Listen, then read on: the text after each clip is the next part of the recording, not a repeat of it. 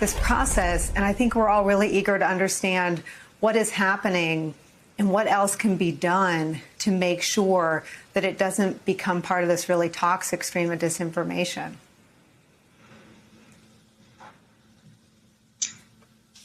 Yeah, well, I'm glad you characterize this as alarming, because that's exactly what it is. It is simply designed to continue promoting the big lie that the election in 2020 was stolen. We know that that is not the case. We know that this was the most secure and historically participated in election that we've had.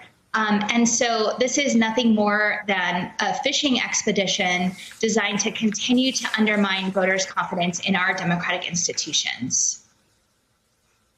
And this is the Secretary of State of Arizona.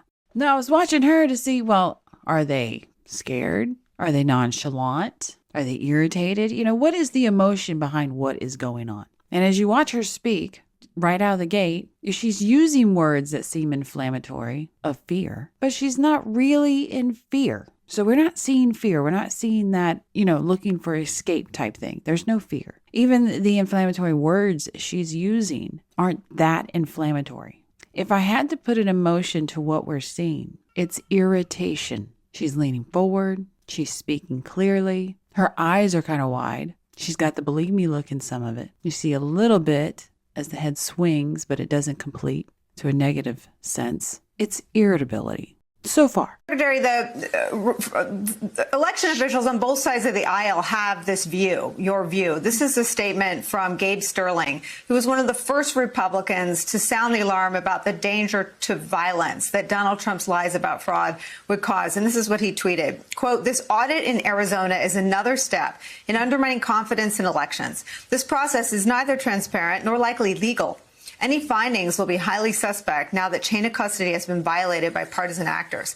How did we get to this point where this rather dodgy firm has their hands on 2.1 million ballots?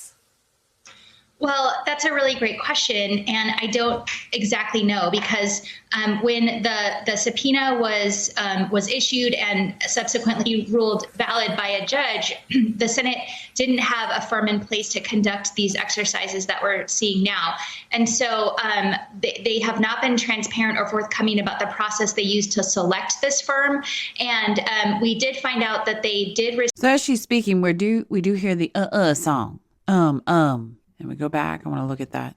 We're seeing now.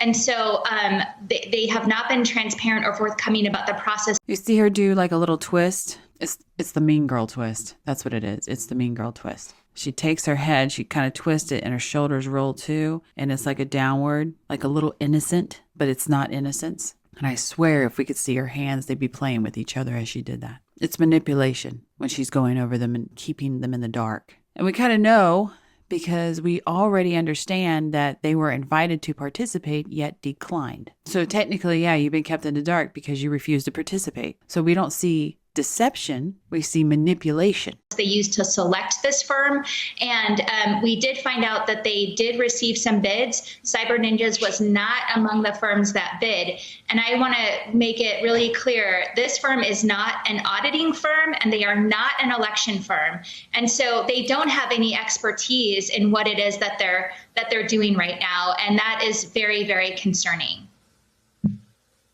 Madam Secretary, I want to read from the... So we did see a swallow on that one, and that is very, very concerning. She sits there pretty stiff, and then a swallow. Still, we don't really see fear, at least not in that. If it was fear on this whole thing that was going through, as she spoke about it, the fear would be more intense than we would see at the end. So this stress, which is basically what fear is the stress of speaking on camera. That's all that is. Brennan said a little bit more about this firm and who their associates are.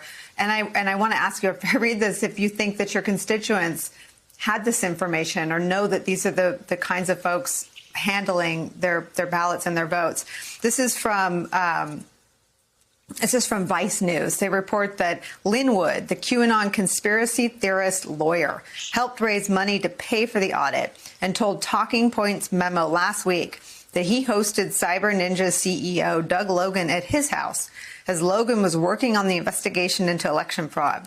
Logan also posted on his since deactivated Twitter account promoting the Stop the Steal conspiracy and saying he wholeheartedly supports Trump, but denied his personal views that the election was stolen had anything to do with his audit attempting to prove the election was stolen. So Lynn Wood was peddling the kinds of lies that have led to multi-billion-dollar lawsuits against some of the propagandists who claimed that the machines were rigged and other fraud had ensued.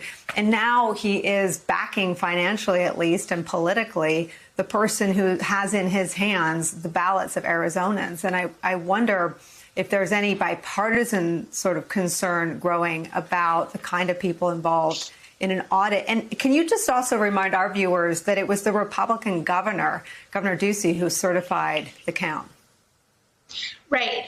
Our count was certified by both the Republican governor, the Republican attorney general, and the Republican chief justice of the Supreme Court.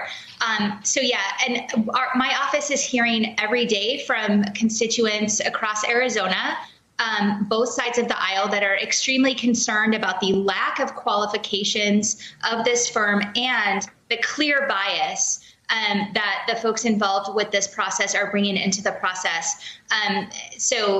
It's really clear that this is not an independent audit designed to make sure the system's working the way they're supposed to. This is a fishing expedition led by partisans with an agenda to continue to undermine the election from 2020.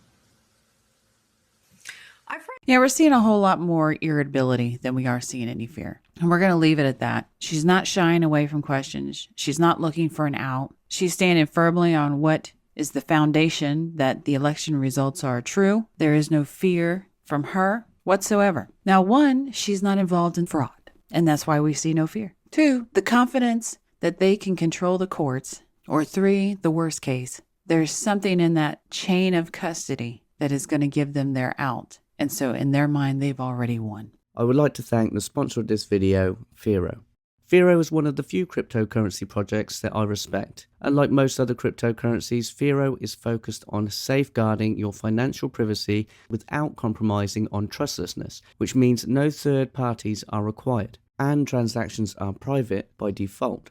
Fero also has an exciting roadmap to look forward to. Features such as Instant Send, where payments can both be sent and confirmed within seconds. There's also Elysium, which adds tokenization functionality similar to Ethereum, but it also enables these assets to enjoy Fero's privacy technology. There's many more things on the roadmap, and if you'd like to learn more, head over to fero.org.